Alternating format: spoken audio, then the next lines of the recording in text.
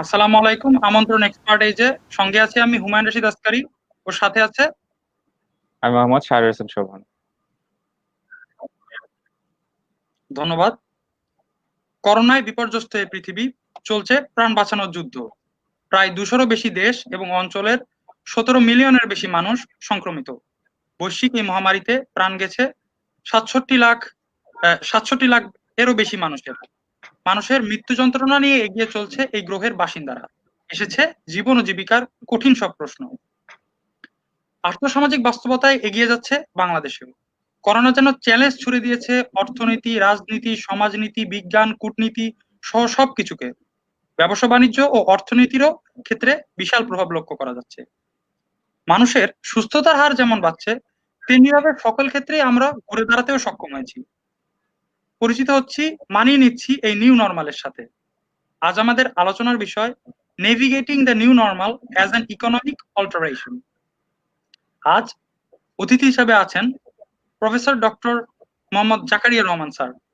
উনি বর্তমানে মার্কেটিং ডিপার্টমেন্টের চেয়ারম্যান হিসেবে দায়িত্বপ্রাপ্ত রয়েছেন ইসলামিক ইউনিভার্সিটি কুষ্টিয়া, বাংলাদেশ। আসসালামু আলাইকুম স্যার, কেমন আছেন? ওয়ালাইকুম সালাম, ভালো আছি। তুমি কেমন আছো? জি স্যার, ধন্যবাদ স্যার। আমরা সবাই ভালো আছি। আমাদের সাথে আরেকজন অতিথি হিসেবে যুক্ত হয়েছেন। স্যারের একটু হয়তো বা ইন্টারনেট প্রবলেম করছে। হ্যাঁ, আমাদের সাথে অতিথি হিসেবে যুক্ত হয়েছেন assistant professor Rubayat Simon Chowdhury sir. উনি বাংলাদেশ ইউনিভার্সিটিতে অ্যাসিস্ট্যান্ট প্রফেসর হিসেবে দায়িত্ব পালন করছেন এবং এরই সাথে উনি একজন ক্যাপিটাল মার্কেট অ্যানালিস্ট। আসসালামু আলাইকুম স্যার, কেমন আছেন? ওয়ালাইকুম আসসালাম, আলহামদুলিল্লাহ ভালো। ধন্যবাদ স্যার। আপনাদের দুইজনকে অসংখ্য ধন্যবাদ জানাই আমাদের এই অনুষ্ঠানে এসে আমাদের সময় দেওয়ার জন্য। আমাদের এই অনুষ্ঠানে আমরা দর্শকদেরও প্রশ্ন নিয়ে থাকি। এই দর্শকদের প্রশ্ন নিয়ে আসবেন আমাদের শাহরিয়ার হোসেন শোভন। তো দর্শকদের কাছে আবেদন জানাচ্ছি যে আপনাদের যদি বিশেষ কোনো প্রশ্ন বা জিজ্ঞাসা থাকে আপনারা সেটি আমাদের কাছে নিয়ে আসবেন ও জানাবেন। এছাড়াও যদি আপনাদের বিশেষ কোনো প্রশ্ন আমাদের বিশেষ কোনো অতিথির কাছে থাকে, সেই প্রশ্নটিও আপনারা স্পেসিফিক্যালি করবেন। ধন্যবাদ। এগিয়ে যাচ্ছি আমাদের আলোচনায়। তো প্রথমে আমার জাকারিয়া রহমান স্যারের কাছে প্রশ্ন যে sir, what is the new normal in business in and economy? এই নিউ নরমালটা কি এই বিজনেসে? যদি শুরু থেকে একটু সংক্ষিপ্ত ধারণা দিয়ে শুরু করেন আমাদের, তাহলে ভালো হয়। আচ্ছা, নিউ নরমালটা আসলে আমরা যদি বলি যে নরমাল কি, নরমাল হচ্ছে আমরা যেভাবে চলছে আমাদের প্রাত্যহিক জীবন, আমাদের চলাফেরা, খাওয়া দাওয়া, অফিস, স্কুল, কলেজ, ইউনিভার্সিটি বা অন্যান্য কার্যক্রম। এখন এই গত প্রায় 4.5 মাস আমাদের দেশে বোধহয় 8ই মার্চ থেকে শুরু হয়েছে কোভিড-19, এই যে বৈশ্বিক মহামারীর প্রভাব। এর কারণে আমরা কিন্তু সবাই ঘরের মধ্যে আটকে গেছি। সবাই বলতে পারি যে আমরা কারাবন্দী।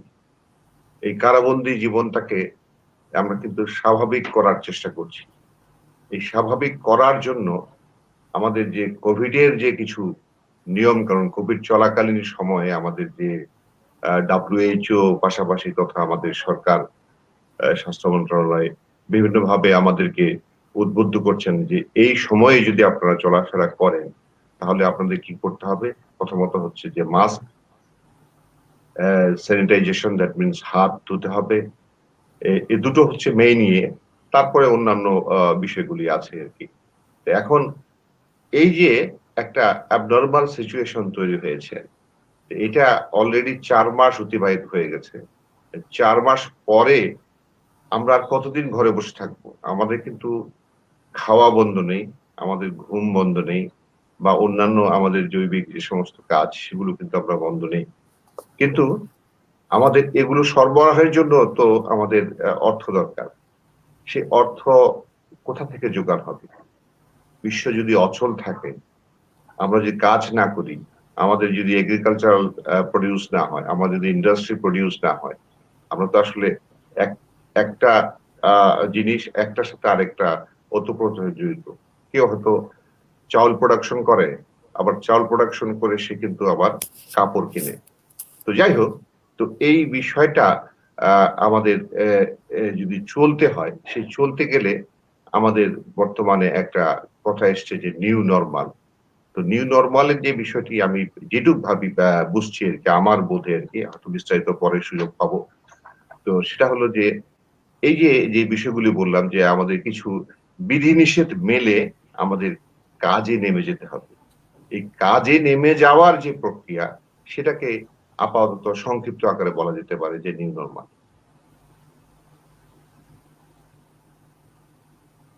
অসংখ্য ধন্যবাদ স্যার, আমরা বুঝতে পারলাম। যেতে যাচ্ছি রুবায়েত সাইমন চৌধুরী স্যারের কাছে। স্যার, আমরা তো জানি আপনি একজন ইকোনমিক মার্কেট অ্যানালিস্ট। তো আপনার কাছে প্রথমে জানতে চাচ্ছি যে আপনি আগেও স্যার আমাদের অনুষ্ঠানে এসেছিলেন, তো বর্তমানে আমরা এই মুহূর্তে যদি জানতে চাই বাংলাদেশের বা ওয়ার্ল্ডের বিজনেস বা ইকোনমিক পরিস্থিতিটা কি, যদি একটু সংক্ষেপে বলতেন, তারপরে আমরা আলোচনার মাঝে আসতে চাই যে বর্তমানে পরিস্থিতিটা আমরা কোথায় দাঁড়িয়ে আছি, যদি এই প্রশ্নটা করি।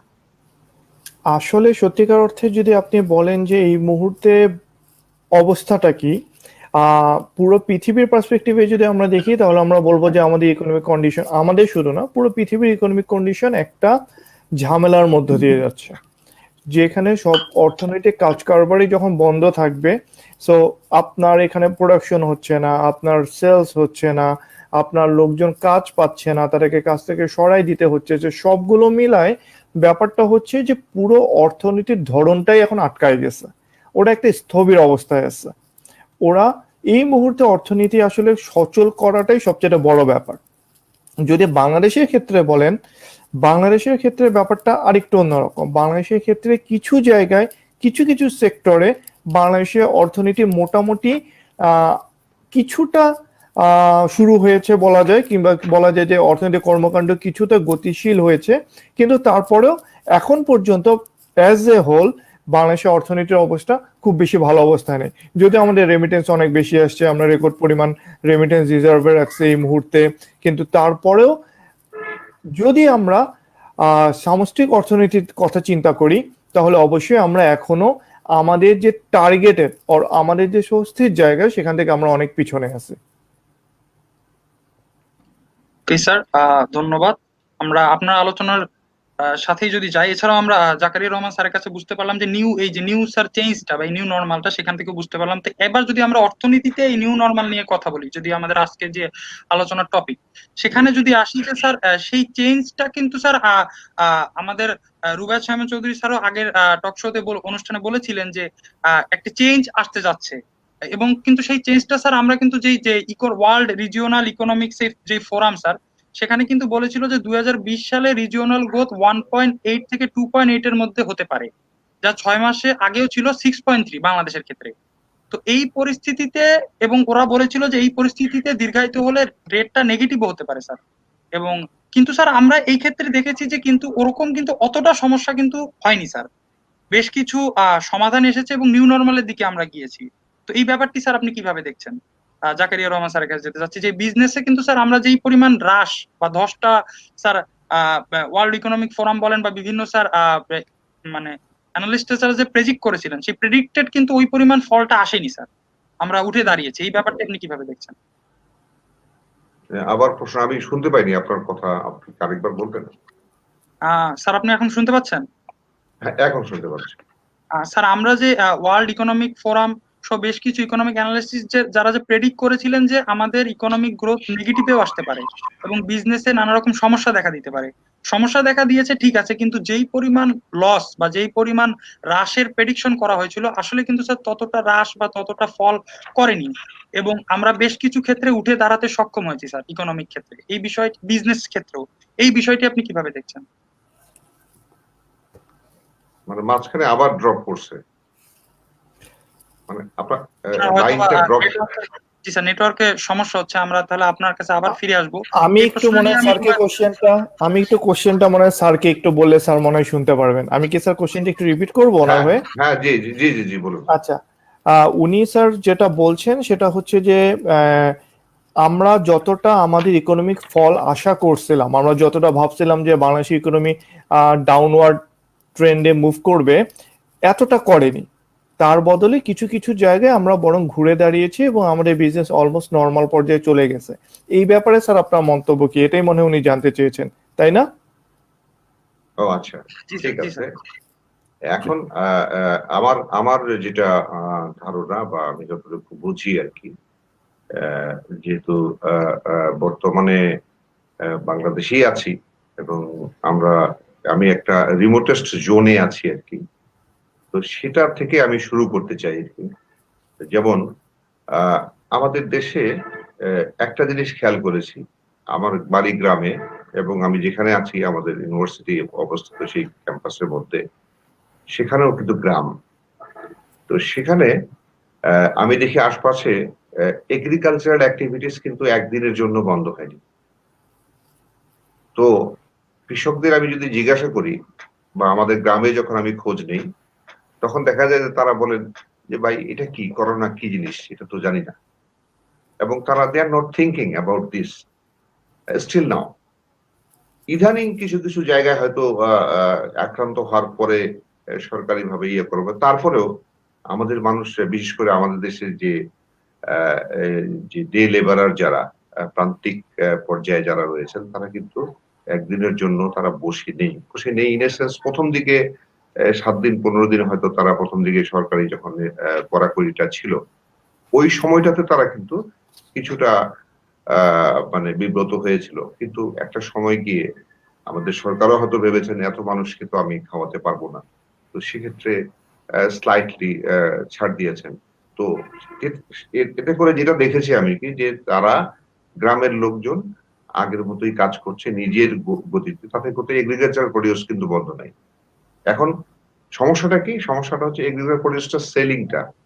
আপনি যদি মার্কেটে যান, মার্কেট কিন্তু এখন চলছে, আমাদের করোনাকালীনও চলেছে। ইমার্জেন্সি প্রোডাক্ট যেগুলো, সেগুলো কিন্তু বন্ধ হয়নি। সরকার কিন্তু প্রোডাকশনের জন্য সর্বত চেষ্টা করেছেন, যে ইম্পোর্ট এক্সপোর্ট থেকে শুরু করে যতটুকু সম্ভব হয়, প্রথম দিককার কথা বলছি, তখন কিন্তু সেটা কখনোই বন্ধ হয়নি। পাশাপাশি আপনি যদি দেখেন তৎকালীন সময় যে রুবানা হক, আমাদের বিজিএম এর যে প্রেসিডেন্ট, উনার তৎপরতা আমরা দেখেছি। উনাকে অনেকে প্রশ্নবিদ্ধ করেছেন, এতে করে আমরা হয়তো কেউ কেউ বিব্রত হয়েছি, আক্রান্ত হয়েছি, কিন্তু উনাদের কথা ছিল যে গার্মেন্টস এর যে অর্ডার যেগুলো হয়েছে, সেগুলো আমরা ক্যান্সেল হলে তো আমরা পথে বসে যাব, আমরা তো ওয়ার্ক ইন প্রসেস। হঠাৎ করে বিদেশিদের সাথে উনি কিন্তু অনেক বার্গেনিং করেছেন, আমি গতকালকেও একটা ভিডিও দেখলাম।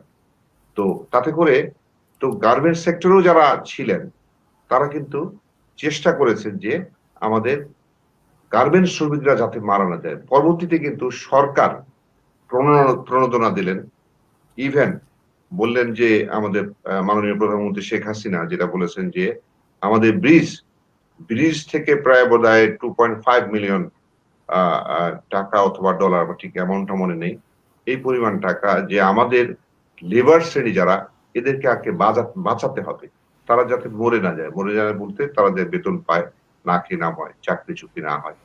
তো এই ধরনের এরকম। তারপরে যদি আমি অন্যান্য সেক্টরের কথা বলি, যেমন পরিবহন তো চলছেই, মেডিসিনের যে ব্যবসাটা আমাদের দেশে দেখেন, যেহেতু করোনাকালীন সময় আমাদের কিন্তু মেডিসিন সাপ্লাই বন্ধ নাই, এসেনশিয়াল কমোডিটি যেগুলো আর কি। কিন্তু এই কারণে আমি যেটা বলতে চাচ্ছি যে আপনাদের যে প্রশ্নটা, যে যতটা বিপর্যয় হওয়া দরকার ছিল ততটা হয়নি। তো এইটা দুই একটা উদাহরণ দিলাম, এইভাবে যদি আপনি খুঁজতে থাকেন অনেকগুলো পেয়ে যাব। কিন্তু কিছু কিছু সেক্টর হয়তো আমরা এখনো তাদেরকে সেভাবে ঘুরে দাঁড়াতে দেখিনি, তারা কিন্তু লুজিং কনসার্নে আছে। আমার মনে হয় আমি এ পর্যন্তই আপাতত বলবো আর কি। জি স্যার, ধন্যবাদ স্যার। রুবেদ স্যারের কাছে জানতে চাচ্ছি যে স্যার আমরা আপনার কাছে শুনেছিলাম যে আমরা কিন্তু স্যার একটা ভি শেপ রিকভারি সাথে সাথে আশা করতে পারি না এই ক্ষেত্রে, কিন্তু স্যার আমরা একটা ইউ শেপ রিকভারি স্যার আশা করতে পারছি, এবং আপনি বলছিলেন যে সময়ের সাথে সাথে এটা চেঞ্জ আসতে পারে বা আমরা দেখতে পারি স্যার। এই চেঞ্জটা বা এই ইউ শেপ রিকভারিটা কি আদৌ আসছে বা কতটুকু এসেছে বলে আপনি মনে করছেন? আমাদের ক্ষেত্রে এখন যে রিকভারিতে আমরা দেখতেছি সেটা আসলে ইউ শেপও না, ভি শেপও না। এটা এখনো আমরা খুব শর্ট টার্মে যেহেতু আছি, এই মুহূর্তে আমরা আসলে বলতে পারতেছি না যে ব্যাপারটা আসলে কোন ভাবে রিকভার করতেছে।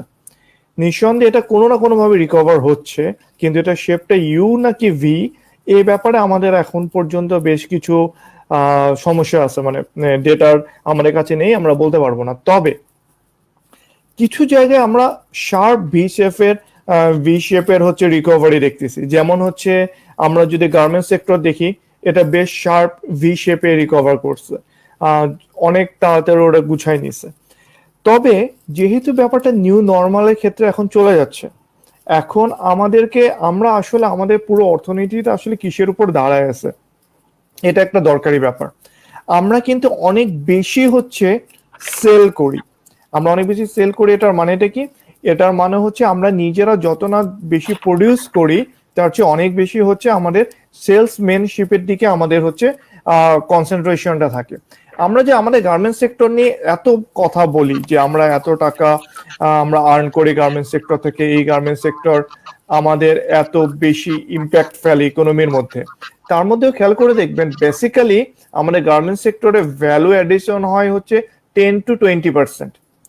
কারণ আমাদের গার্মেন্টস সেক্টরে আমরা যে পরিমাণ আর্নিং হয়, যে পরিমাণ এক্সপোর্ট হয়, আমরা কি করি? আমরা আসলে শুধু সেলাই করি। সবকিছু আমাদের বাইরে থেকে আনতে হয়, আমরা কাঁচামাল বাইরে থেকে আনতে হয়, আমাদের টেক্সটাইল বাইরে থেকে আনতে হয়, আমাদের বোতাম বাইরে থেকে আনতে হয়, অলমোস্ট সবকিছু আমরা বাইরে থেকে আনি, শুধুমাত্র আমরা সেলাই করি। সো 10-20% আমাদের ভ্যালু এডিশন আমার ইকোনমিতে। তো এই কারণে আমাদের যদি নিউ নর্মালে সাস্টেইন করতে হয়, সেটা ইউ শেপেই আমাদের রিকভার করে হোক, তা চাই আমরা ভি শেপেই রিকভারি করে হোক, যেই শেপে রিকভারি করে হোক না কেন, আমাদেরকে আমাদের প্রোডাকশনের দিকে বেশি করে মনোযোগ নিয়ে যেতে হবে। আমরা শুধুমাত্র অন্যের সাপোর্ট দেওয়ার টেকনোলজির উপর ডিপেন্ড করে 10-20% ভ্যালু অ্যাড করে লং রানে কতটা সাস্টেইন করতে পারবো, এ ব্যাপারে আমাদের বেশ বড় একটা চিন্তার বিষয় আছে। এবং একই সাথে যেহেতু এখন অনেক কিছু আমরা ওয়ার্ল্ড ওয়াইডই দেখছি যে অনেক কিছু অনলাইনে চলে যাচ্ছে, অনেক কিছু অটোমেশনে চলে যাচ্ছে, অনেক কিছু কমপ্লিটলি কম্পোজড হয়ে যাচ্ছে, different type of market segmentation তৈরি হচ্ছে। এই সবগুলো ব্যাপারটাকে যদি আমাদের গ্রিপ করতে হয় লং রানে, তাহলে অবশ্যই আমাদেরকে আমাদের পুরো যে প্রসেসটা আছে সেটা একটা রিভিউ দরকার। তাহলেই আমরা তখন বলতে পারবো যে আমাদের ইউ শেপ আর ভি শেপের যে রিকভারিটা, এটাকে আদৌ এভাবে রিকভারি হয়েছে নাকি এটা ডাব্লিউ শেপ হওয়ার একটা প্রবাবিলিটি আছে। স্যার, আপনি যেহেতু প্রোডাকশন নিয়ে কথা বলছিলেন স্যার, এইটার জন্য একটা স্যার বিশেষ প্রশ্ন, সেটা হচ্ছে গিয়ে আমাদের কিন্তু গার্মেন্টস প্রোডাকশনের ক্ষেত্রে 89% কিন্তু অ্যাপারেল প্রোডাক্ট স্যার। এবং স্যার এক্ষেত্রেই স্যার, এবং এইখান থেকেই স্যার কিন্তু আমাদের ইম্পোর্ট এক্সপোর্ট হচ্ছে। তো এখান থেকে আমরা বুঝতে পারছি কিন্তু আমাদের যেই সেক্টরটা, এটা কিন্তু খুব একটা ডাইভার্সিফাইড নয় স্যার। এবং এই ক্ষেত্রে সমস্যা হওয়ার কারণে কিন্তু বড় রকম সমস্যা দেখা যাচ্ছে। তো এই ডাইভার্সিফাইড না হওয়াটাই কি স্যার একটা বিশেষ সমস্যা হয়ে দাঁড়িয়েছে বলে আপনি মনে করছেন স্যার? আর ডাইভার্সিফিকেশন আসলে কখন আসবে? ডাইভার্সিফিকেশন তখনই আসবে যখন আমার নিজের কোনো টেকনোলজি, নিজের কোনো আইডিয়া, নিজের কোনো নলেজ থাকবে যেটাকে আমি অন্যভাবে সেল করতে পারবো। আমি আসলে কি করি? আমি শুধুমাত্র সেলাই করি। তো এইখানে ডাইভার্সিফিকেশনের জন্য আসলে আমাদের জায়গা খুব ন্যারো।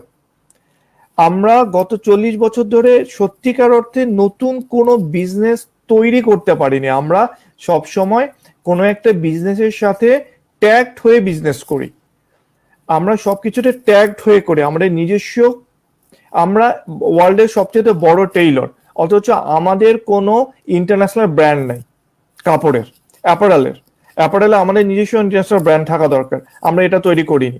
এটা না যে আমরা পারি না, অবশ্যই আমরা পারি। আমাদের কাপড় দিয়ে যারা ব্যবসা করে, আমাদের কাপড় দিয়েই কি ওটা লেভিস ব্যবসা করে, আমাদের জিন্সই সবখানে বিক্রি হয়, আমরাই তৈরি করি। বাট আমরা কি করছি? আমরা এইটাকে ব্র্যান্ড তৈরি করিনি। সো বেসিক্যালি এখন যেহেতু ব্যাপারগুলো চেঞ্জ হয়ে গিয়েছে, আমাদের এখন আসলে একটু কনসেন্ট্রেশন দিতে হবে, যেটা যেন আমরা ব্র্যান্ড তৈরি করতে পারি। এবং এই ব্যাপারে আমাদের সরকারও দেখলাম যে অনেক বেশ ফোকাসড।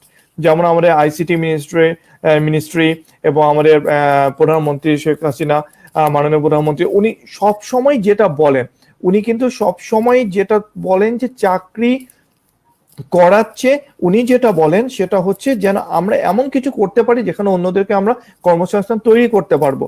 এই কথাটাই কিন্তু আসলে basically making ourself as a brand.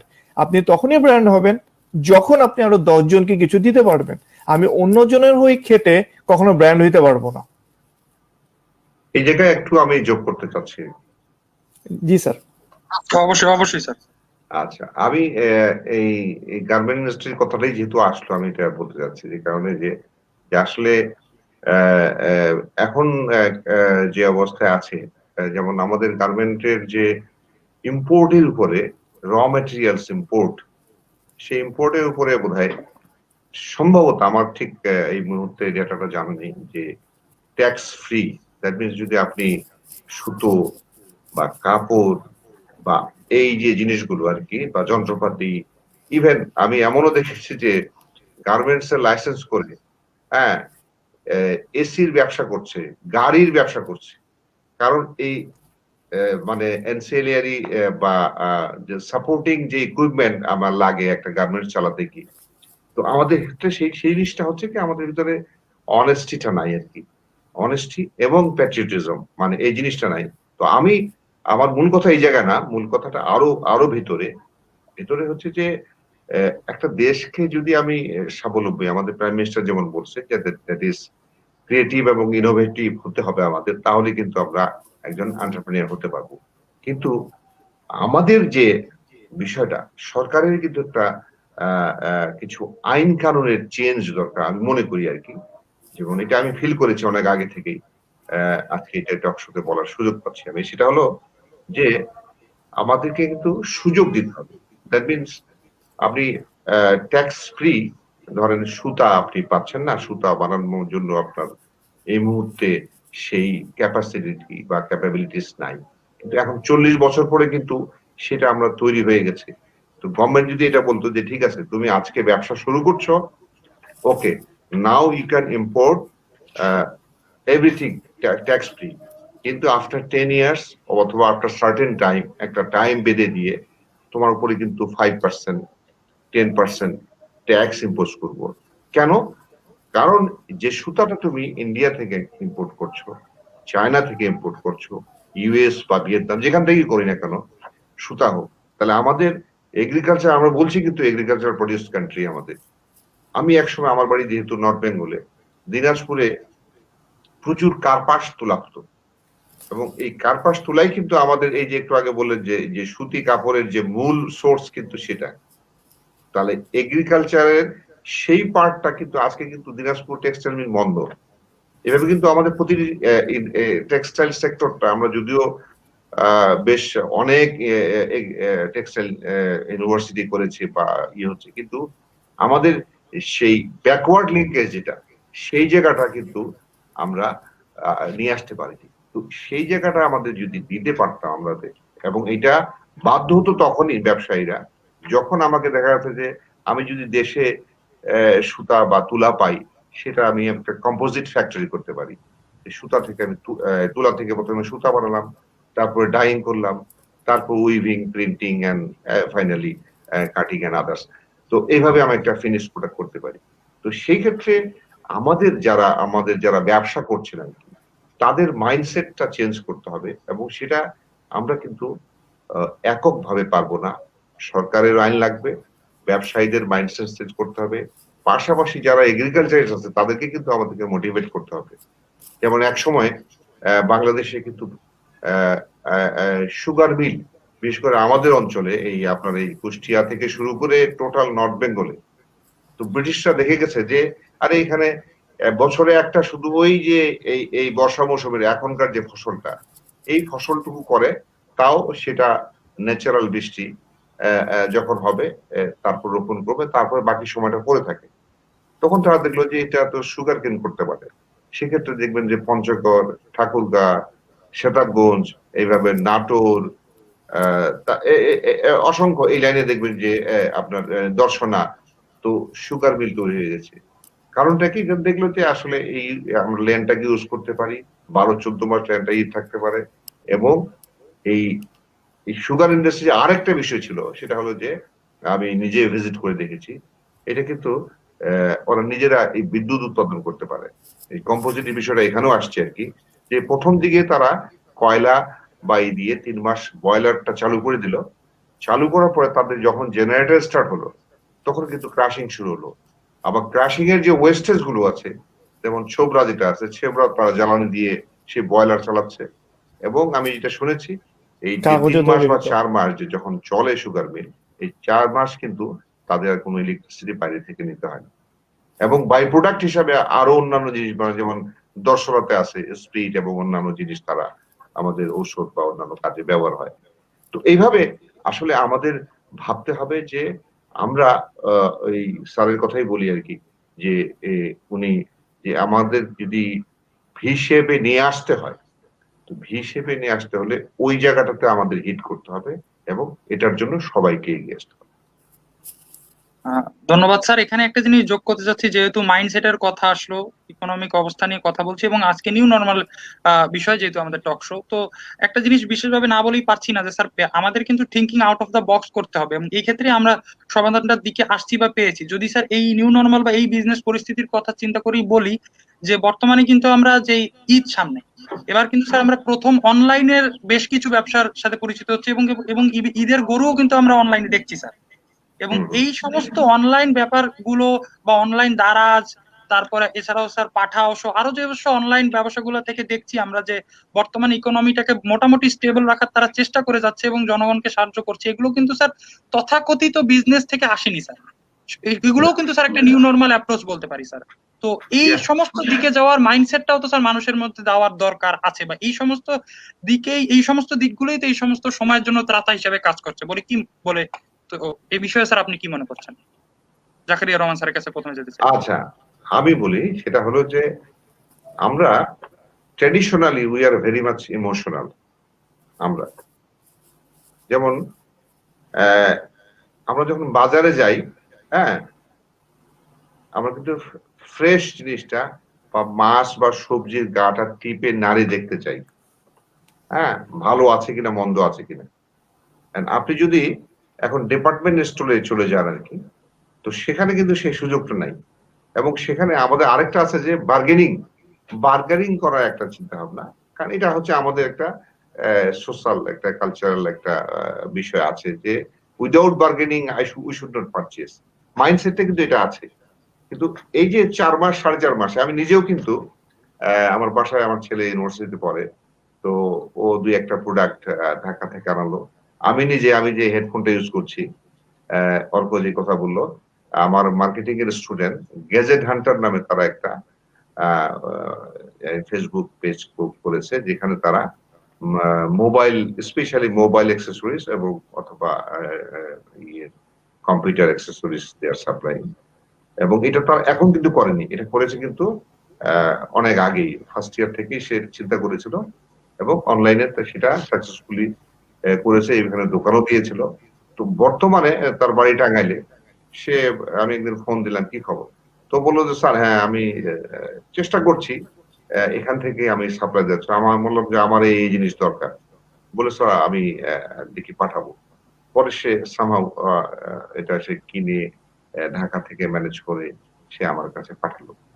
তো এটা একটা জিনিস যে আমরা কিন্তু যখন বাধ্য হই তখন কিন্তু আর বার্গেনিং এ যায় না। ও কিন্তু যা দিল আমার কিন্তু দেখার সুযোগ ছিল না, ছবিতে দেখিয়েছে, হ্যাঁ, দেখা যাচ্ছে যা হয়েছে, তো দেখলাম যে কোয়ালিটি ভালো, সে যেহেতু আমার ছাত্র। কিন্তু আমার এমনও হয়েছে এখন থেকে ধরো 4 বা 5 বছর আগে, তখন সম্ভবত আমরা চুয়াডাঙ্গা বা কুষ্টিয়াতে এক জায়গায় থাকতাম। তো আমার ছেলে তখন অনলাইনে একটা তার অর্ডার দিল আর কি, টি শার্ট শীতের। তো কালার টালার দেখে সে সুন্দর চয়েস করে তারপরে সেটা অর্ডার দিল। আসলো যখন, আসার পরে তার ভিতরে কিন্তু দেখলো যে জিনিসটা এক না, যা দেখিয়েছে বা রং হোক, সেই রংটাও সে পায়নি, যেহেতু ভার্চুয়াল সে পেয়েছে। এইসব কারণে তো আমাদের এই জিনিসগুলো কিন্তু মানুষ এখনো ওইভাবে আমরা নিতে পারছি না। আবার আসেন যে ব্যাংকিং সেক্টরের কথা যদি বলি, আমরা ব্যাংকে আমরা বলছি যে একবার শুরু হয়েছে, এখনো চলছে, বা সরকারি পর্যায়েও, যে লিমিটেড যাতে মানুষের কাছাকাছি আমরা আসি, সেই কারণে লোক সংখ্যা কম ব্যাংকে মূল অফিসে রেখে ওয়ার্ক ফ্রম হোম, এই থিওরিটা কিন্তু চলছে। কিন্তু ব্যাংকের কিছু ডকুমেন্টস আছে যেগুলো আপনার হার্ড কপি চেক করা দরকার আছে। তো সেই হার্ড কপিটা কিন্তু দেখার জন্য আমাকে একজন না একজনকে যেতে হচ্ছে। ব্যাংকের আবার কিছু আছে সেন্সিটিভ বিষয়, পাসওয়ার্ড এটা ওটা, যারা মনিটরি লেনদেন গুলা করে। তো এইভাবে যেমন কানাডার কথা বলি, কানাডাতে আমার এক ভাগনা আছে, সে রিসেন্টলি গেছে এবং he is working in a bank. তো ও বললো, আমি বললাম যে কি খবর, তোমাদের কিভাবে চলছে? বললো যে ওদের তো যেহেতু হিউম্যানিটেরিয়ান কান্ট্রি, তো তাদেরকে বলে দিয়েছে যে তোমরা আসো। তো বলে দিয়েছে straight, I am sick, I cannot move. তারপর কি করেছে, তারা প্রতিষ্ঠান থেকে বাসায় টোটাল সেট আপটা, আর ব্যাংকের জন্য স্পেশাল নাকি ডিভাইস লাগে, সেই ডিভাইসটা তারা সেট করে দিয়েছে। এই জিনিসগুলো আমাদের এখন প্রবলেম রয়ে গেছে, যেগুলো হচ্ছে যে আমরা কিছুটা ভার্চুয়াল, কিছুটা ফিজিক্যাল, যেমন একটা ব্লেন্ডেড ইসে কিন্তু আমাদের আসতে হবে এই নিউ নর্মাল লাইফে। আমি কিন্তু কখনোই আমরা আগের জায়গায় ফিরে যেতে পারবো না, আমাকে কিন্তু ওই মাইন্ডসেটে আসতে হবে। আমরা কিন্তু ওই বলে না যে পুরনো কথা নতুন করে মানে রিকল করে তো কোনো লাভ নেই। সামনে যেটা আছে বা বর্তমান যা আছে তা নিয়ে খুশি থাকো, সামনের দিকে এগিয়ে যাও, যা পাবা সেটা দিয়েই তোমাকে চলতে হবে। তো বর্তমানে যে নিউ নর্মালে যে যেমন আমাদের মাইন্ডসেটে, মাইন্ডের ভিতরে এখন কি আছে, আমরা কিন্তু প্রতিটি মানুষ কিন্তু অস্বস্তিতে আছি। কেউ কিন্তু বলতে পারবে না যে, যেমন আমি আমার বাড়িতে আমি আর 4.5 মাস দিতে পারছি না, যেখানে আমার মা 92 এজে বেড রিডেন আছে। তার মানে আমি সেখানে আমার বাসে উঠতে গেলে আমার ভিতরে একটা আশঙ্কা আছে যে এই লোকটা বোধহয় করোনা আছে। আমি যতই ইকুইপমেন্ট করি না কেন, তারপরে কিন্তু একটা অস্বস্তি থাকে। তারপরে আমরা যখন ইউনিভার্সিটি খুলবো, হয়তো সরকার খুলে দিবেন বা আমরাও চিন্তা করব, কিন্তু তারপরেও সবার বাবা মা একটা উৎকণ্ঠা থাকবে, আমার ছেলে মেয়ে গেছে। আমি নিজেও যখন একটা ছাত্রছাত্রীর সামনে ক্লাস করব বা তারা আমার কাছাকাছি আসবে, কথা বলতে যাবে, একটা এই যে সোশ্যাল ডিস্টেন্সিংটা মেনটেন করা এবং মানসিক যে ভয়, এই ভয়টা কিন্তু দূর হয়নি এবং দূর হতে সময় লাগবে। নিউ নর্মালে যদি আসিও আমরা, ওই জিনিসগুলো আমাদের কিন্তু যেমন আমি সেদিন ভাইস চ্যান্সেলর আমাদেরকে বললাম যে আমাদের কিন্তু প্রতিটা বিল্ডিং এ এই নিউ নর্মালের যে ইকুইপমেন্ট গুলা, ধরেন একটা বেসিন বসানো, পানির স্যানিটাইজেশনের ব্যবস্থা করা, মানে আমাদের হয়তো নর্মালি যেগুলো আছে সেগুলো দিয়ে হয়তো কিন্তু হবে না। আমাকে যেমন আমরা ঢুকতেই বেরোতেই আমরা হাত ধুচ্ছি বা মাস্ক একটা ব্যবহার করছি, তো সেই জিনিসগুলো কিন্তু সরবরাহ করতে হবে লো রেটে ছাত্রদের জন্য। তো এই নানান বিষয় আছে আর কি, তো যেগুলো আমাদের নিউ নর্মালকে এফেক্ট করবে। কিন্তু আমার তো বললাম যে এই কথাটা, যে বসে থাকলে চলবে না, আমাদের কাজ শুরু করতে হবে। তো এই এতটুকুই এই পর্যন্ত মনে হচ্ছে, এরপরে আর কিছু মনে হলে বলবো আর কি। ধন্যবাদ স্যার। এই বিষয়ে রুবায়েত সাইমন স্যারের কাছে যেতে চাচ্ছি। বিষয় স্যার আপনি কি বলবেন? বেসিক্যালি জিনিসটা কি, যে আমাদের আসলে কি করা দরকার, একটা ঘটনা, যে ঘটনাটা যদি এরকম হয় যে আমাদের হাতে অপশন আসলে কি আছে, আমাদের হাতে আসলে অপশন নাই। আমাদের বেঁচে থাকতে হবে, আমাদেরকে ইনকামও করতে হবে, এটা মাঝামাঝি কোনো ঘটনা নাই আমাদের, আমরা দুইটাই করতে হবে। এখন আমি বেঁচে থাকবো এবং ইনকাম করব, এই জিনিসটাকে যদি আমাকে ব্লেন্ড করতে হয়, আমাকে যতটা সম্ভব মানুষের ডাইরেক্ট সংস্পর্শ এড়াই চলতে হবে, মানুষের সাথে আমার ইন্টারাকশন কম করতে হবে, বাট আমার কাজও করতে হবে। আমি অনেকগুলো এমএনসি জানি বাংলাদেশে, যেমন গ্রামীণ ফোনের কথা বলা যায়, ওদের টেক টিম ছাড়া কেউ যাচ্ছে না গত 4 মাস ধরে। ইউএন এর সবগুলো অর্গানাইজেশন সব বন্ধ, সব ওয়ার্ক ফ্রম হোম চলতেছে। মেটলাইফের মতো কোম্পানি, ওরা মোটামুটি 90% ওয়ার্ক ফ্রম হোম চলতেছে, সবই বাসা থেকে করতেছে। তো এই যে সবগুলো বড় বড় কোম্পানি, তারা যদি মুভ করতে পারে তাহলে অন্যান্য কোম্পানিও পারবে। হ্যাঁ, ওরা 3 মাসে পারছে, বাংলাদেশের কোম্পানি দরকার হলে 6 মাসে পারবে, এটা হলো 1 নম্বর কথা। এইটা করার জন্য সবচেয়ে বড় যেটা ইম্পর্টেন্ট জিনিস দরকার, সেটা হচ্ছে যে কোম্পানির মালিক যারা, তারা আসলে এটা চায় কিনা। আমাদের বাংলাদেশে মানুষদের মধ্যে একটা বড় ধরনের মেন্টাল, কি বলবো, এটা ট্রমা বলতে পারেন, কিংবা অনেক সময় আপনারা বলতে পারেন যে মেন্টাল ব্যারিয়ার আছে। আমার কর্মচারী কেন আমার সামনে বসে কাজ করবে না, কেন, টাকা দিচ্ছি। যদি মাইন্ডসেট এটা থাকে, এটা হার্ম করবে। আপনার দরকার যে দেখা যে আমার কাজটা হচ্ছে কিনা, কাজটা আমি কত ইফিশিয়েন্টলি অল্প সময়ে সঠিকভাবে করতে পারতেছি কিনা। আচ্ছা, আরেকটা বড় ব্যাপার আছে আমাদের পুরো বাংলাদেশের, মানে জাতিগতভাবে আমরা নতুন যে কোনো কিছুর ব্যাপারে খুবই রিজিড, খুব রিজিড, আমরা নিতে চাই না। সেটা আজকে থেকে না, সেটা আমরা একদম ব্রিটিশ আমল থেকে যদি আমরা চিন্তা করি, বিশেষ করে বাঙালি মুসলমানদের ক্ষেত্রে যদি আপনি দেখেন যে আমরা প্রথমে ইংরেজি শিখতে চাই নাই, ইংরেজি শিখার পর আমরা ম্যাথ শিখতে চাই নাই, ম্যাথ শিখার পর আমরা চিন্তা করছি বিদেশে যাব না, কালাপানি পাড়ি দিব না, বহুত ঘটনা আছে। স্টিল আমরা এখন পর্যন্ত ওই জিনিসটাই ধরে রাখি। এখন পর্যন্ত আমরা নতুন যে ব্যাপারটা আসলে আমরা নিতে পারবো। হ্যাঁ, খুব ভালো কথা, 3 মাস আমাদের বাইরে যাওয়া যাচ্ছে না, আমাদের অফিসে যাওয়া যাবে না, ফাইন, এটা একটা প্রবলেম। এটা সলিউশনের জন্য আমরা কি কি করতে পারি, এটা। 3 নম্বর ব্যাপার হচ্ছে যারা ব্যবসা করে, যারা প্রতিষ্ঠান চালায়, তাদের আসলে মাইন্ড সেট আপটা কি। যেমন আপনারা জানেন অনেক জায়গায় অনেকের স্যালারি 50% দিচ্ছে, অনেকের স্যালারি দিচ্ছে না। ঈদ বোনাসের কথা নাই বললাম, বিভিন্ন স্কুল কলেজগুলো বেশি করে যেগুলো হচ্ছে কিন্ডারগার্টেন লেভেলে আছে কিংবা হচ্ছে বেসরকারি স্কুল কলেজ আছে, তাদের টাকা পয়সা দিচ্ছে না। অনেক বিজনেস কর্মী ছাঁটাই করছে, ফাইন, একটা ঝামেলা হইলে এরকম কিছু হইতেই পারে। কিন্তু কথা হচ্ছে আমি যেমন অনেকগুলো কোম্পানি জানি, they have the capability but they are taking the opportunity for of this condition. So এই যে পুরো ব্যাপারটা, আমি আরেকজনকে ঠকায় নিজে লাভ করব, যেটা আবার শর্ট টার্মে, লং টার্মে এটা আবার সাস্টেন করবে না, সে নিজেও সাস্টেন করবে না। সো এই জিনিসটা থেকে যদি আমরা বের হইতে না পারে, আমরা যতই বলি না কেন যে আমরা আসলে নিউ নর্মালে অ্যাডজাস্ট করে ফেলছি, ব্যাপারটা আসলে এরকম হয় না। আর আরেকটা জিনিস হচ্ছে বাংলাদেশের ইকোনমির ক্ষেত্রে আমি সবসময় যেটা বলি, আমাদের ইকোনমিতে রিকভার যত সহজে চোখে দেখা যাচ্ছে, সত্যিকার অর্থে কিন্তু এত সহজে রিকভার হয়নি।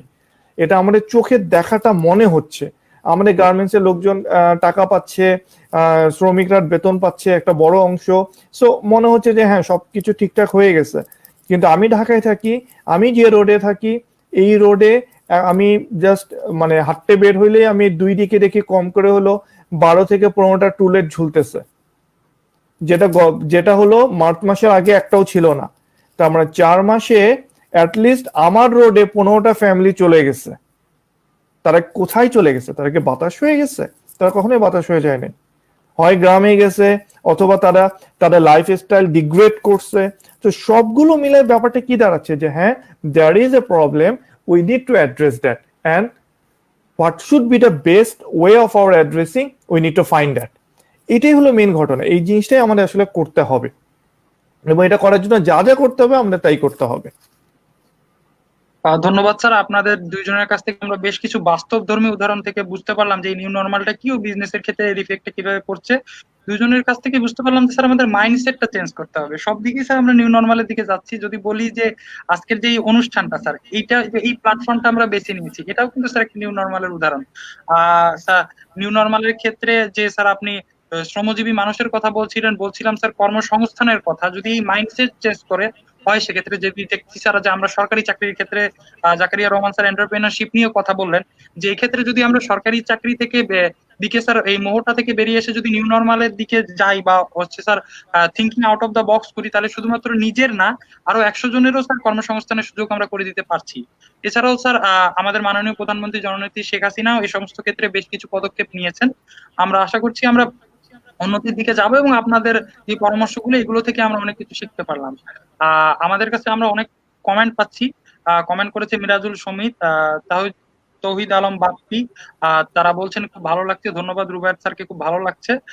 শাহজাহান শামীম বলেছে super discussion Zakaria Rahman sir. Ifat Jahan, Mizan Patwari, অনেকেই অনেক কমেন্ট করেছে, অনেক প্রশ্ন করেছে, আমরা সেই সমস্ত ক্ষেত্রে আসবো।